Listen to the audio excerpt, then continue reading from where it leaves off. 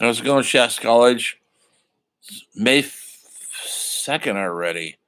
It's This is what happens when you can't sleep. See, record one of these at 3 a.m., which is what I'm doing.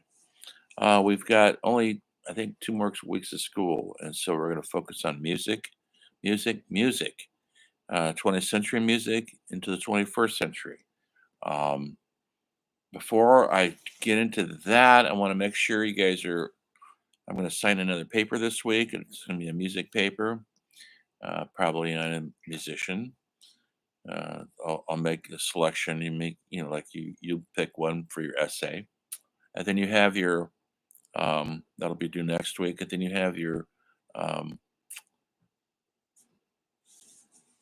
your journals. I'm going to open all that up, and there's one final paper. That's right. I'll sign it. I'm going to sign it this week, and I'm going to give you a bunch of topics to write about, and it's a research paper. It's not a critical response to. It's a research paper, not copied and pasted off the internet, something in your own words, and it's something we've already covered and you haven't written about. And so if you want to write about Picasso, you may. You want to write about Van Gogh, you may. Uh, if you didn't write about them already, if you want to write about John Lee Hooker, you may. Or if you want to write about Tupac, you could write about that. Or Taylor Swift. It's all open to everything. Or your favorite writer. I'll announce that this week also, and you'll have to the end of the course to finish that off. Um, One more final thing on literature before I go on music. Um, I didn't. I was talking about literature and what they call literary fiction. That's what we covered. I wasn't talking about genre fiction like sci-fi or horror, um, romance, or nor was I talking about big blockbuster fiction, huge fiction like by Stephen King and or the Vampire Chronicles, all the books that are out there, or George Martin, the guy who did Game of Thrones, those big series. I didn't cover that because it's not considered literary fiction. It's a different genre. It's bestseller, John Grisham type of thing, where they write a series of books, always about similar things. Um, and so they're in a different category, and that's why I didn't cover that.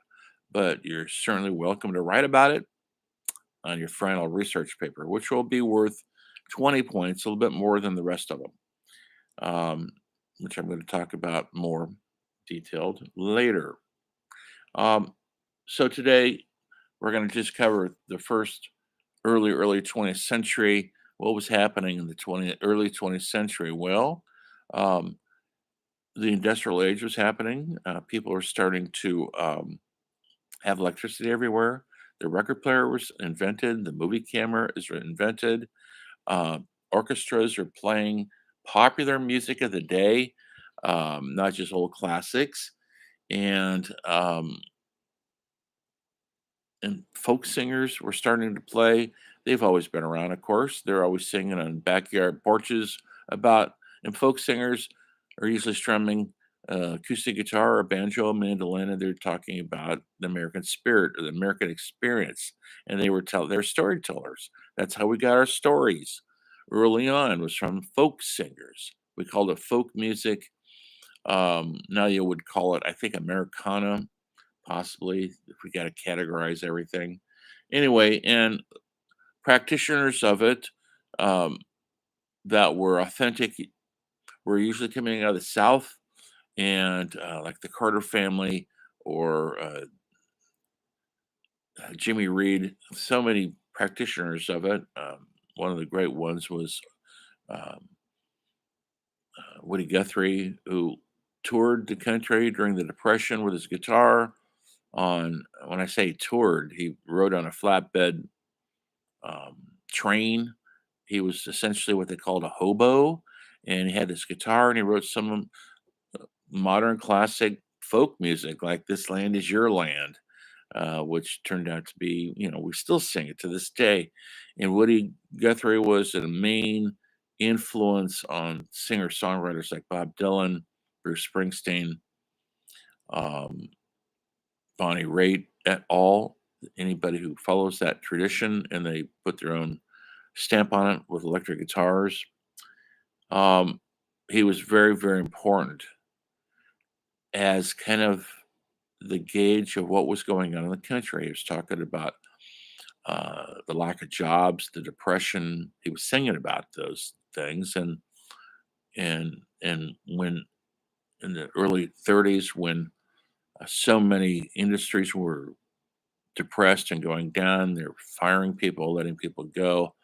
It was a real desolate time for workers in America, and people like Odets and Odetta and the folk singers and blues singers like Robert Johnson were singing about the American story, the plight of the American people, and in a true and honest manner with simplistic chord changes. It wasn't fancy. It wasn't Mozart.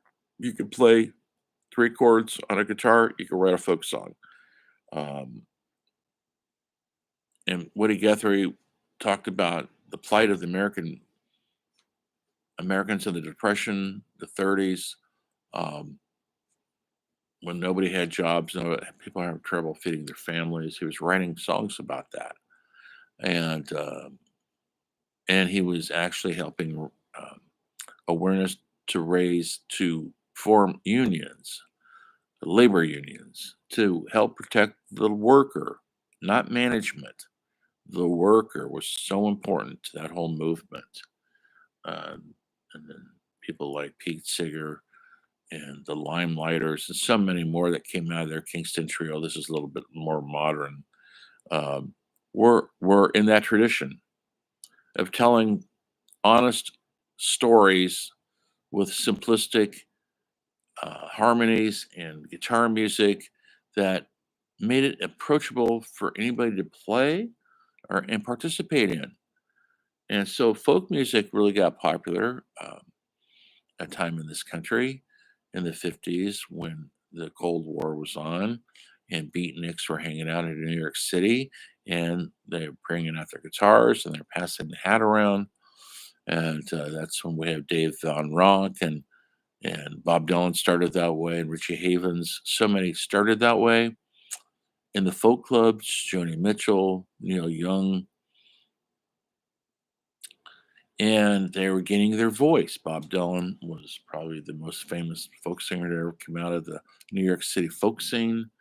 Um, and they were singing.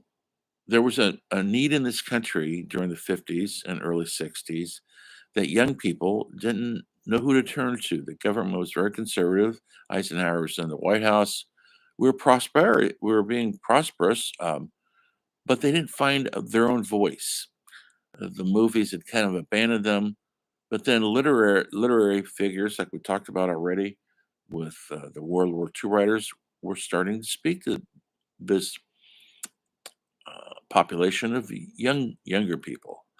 Um, Kurt Vonnegut, Jack Kerouac, Joseph Heller, they were giving voice to a younger generation who was feeling kind of like they didn't have a voice. And folk singers who were playing around New York City, Chicago, Detroit were giving that voice a sounding, a platform to be heard. And and so many folk clubs, popped up in New York City. Famous ones, the Village Gate, and these folk singers would show up every night with their guitars and pass the hat around. And people had a cocktail and smoked a lot of cigarettes and talked about the politics of the day, which was the Cold War. And so the early traditional folk music that was coming out of the farmlands in America was directly the conduit to this new type of folk music with people like Joan Baez, um, practicing it in a more populist way. It was always a populist music.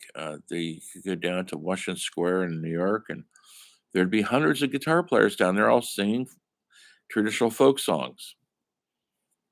Um, Good Night, Irene, and This Land Is Your Land, and so many more that spoke directly to the heart of Americans who were dissatisfied with the politics of the day, with what was expected of you in the day, which was to get married, have 2 kids, have the white picket fence. You probably heard of that, maybe you haven't. That was my dad's generation, and some people didn't rebel against it. They just bought into the system, moved out to the suburbs, had 2 cars and 2 kids, and others didn't fit into that mode, and so they looked at folk music and the arts and painters like Jackson Pollock and so many more elders of the era, because they were searching for something more meaningful instead of just the American dream, which was kind of wobbly. And so in that mixed, we have blues. The blues came out of really essentially the cotton fields of slavery, call and response blues. The slaves could be singing in the cotton fields and it would make them feel better. They're talking about their situation. They're telling their stories through the blues idiom. And the blues actually makes people feel better, um, even though it's called the blues, because that's where it comes from. Not feeling alone, feeling lost, feeling not connected to the rest of the world because of circumstances. And slaves didn't feel connected, folks. And they came out of um, the war, Civil War, and they had their freedom, but they still had Jim Crow in this country, meaning they could be executed and hung in certain areas of the country for simply talking to a white person or looking at a white woman. And that went on until the 1970s, folks, before it was actually illegal to hang a black man for looking at a white woman. And so there was the blues, and early practitioners of the blues, Jimmy Reed and Robert Johnson, were singing about this situation in a more urban environment. They weren't, they were coming out of the South and moving to the city to earn their living, making cars in Detroit, uh, finding the American dream in the industrial age, which was booming at that time before the auto industry stopped booming, which is currently, and all the work went overseas. But before that, you could go to Detroit and get a decent job, a brutal job, working with no unions. And then there's folk singers trying to organize unions and trying to get organized. And then there's blues singers singing about the downtrodden of the black population in this country, but other white audiences were digging it too. They could relate to it. That's why they liked the blues. And the blues became very, very um, popular with white college students who were looking for some sort of authenticity in their lives through the music that they weren't hearing on their radio, the popular music of the day. But they heard it through folk music and blues. And people like John Lee Hooker and Muddy Waters electrified the blues, and meaning they would play electric instruments and it popularized it with a audience that was just starting in the 50s, that was just starting to play rock and roll. Um, the other connection to all this was jazz. Jazz came out of it's an American idiom. Uh, Jazz comes from a lot of sources, but really had its heyday in the 50s mostly. But it started earlier on. I'd ever see this great documentary by Ken Burns called Jazz. He explains jazz's beginnings. People like Joplin um, in the 20s and 30s were playing a sort of different improvisational music, instrumental music. For the most part, there were jazz singers also, and it was came out of a more sophisticated musical form than the blues, but it was very a lot of times blues based. People like Louis Armstrong um, started practicing this free form music, which didn't seem it seemed to be improvised, meaning they were making it up on the spot, although they rehearsed it, and they're starting to get popular in nightclubs in big cities, New York, Chicago, DC, Los Angeles, San Francisco, and they found a niche in this jazz music. Later on, as we got through the Depression, we looked at jazz to kind of make us feel better about not having work or be able to pay our rent. And it kind of came into more orchestrated music like swing and what they call big band music, especially during World War II. That's my mother's generation. She loved that kind of big band music. They loved to dance to it. It was all instrumental. There are big brass bands with a jazz or orientation, and it was popular beyond belief. It was the rock and roll of its day. In the 1950s, jazz took a turn with people like John Coltrane and Charlie Parker, Miles Davis, Chet Baker, Dave Bieberek. Um, they took Miles Davis, Chet Baker, Bieberek. Um, they took jazz, the orchestrated music of big bands and swing music, and they came down to trios, small combos, 4 or 5 musicians, piano, trumpet, saxophone, drum, bass, upright bass, not electric bass. Um, Electric instruments hadn't come into popular being yet. That was starting to happen definitely in the 50s, but not yet. And so everybody's playing acoustic instruments with microphones. And people like Miles Davis created a new musical form. Uh, Gillespie playing bebop, which is we're getting nudging into rock and roll now, but we're not there yet. Jazz had its heyday really in the 50s in the urban areas I mentioned already in nightclubs, and classical albums came out of that era that I still play to this day. Miles Davis, Sketches of Spain, and Almost Blue, or Coltrane's albums, um, Dave Brubeck's album, Chet Baker. These are incredible musicians. It was not a happy music. Really, it's got a blues feel to it, meaning it's kind of sad, but people really related to the slower jazz that wasn't all frenetic and loud like big bands were and happy and people are dancing. Nobody danced to Miles Davis in the early days, not really. But he was popular with white audiences and black audiences. And and then we're nudging into rock and roll in the early 50s. I'm not going to talk about that today. I'll talk about that next time. Look for your next paper assignments. They're coming up.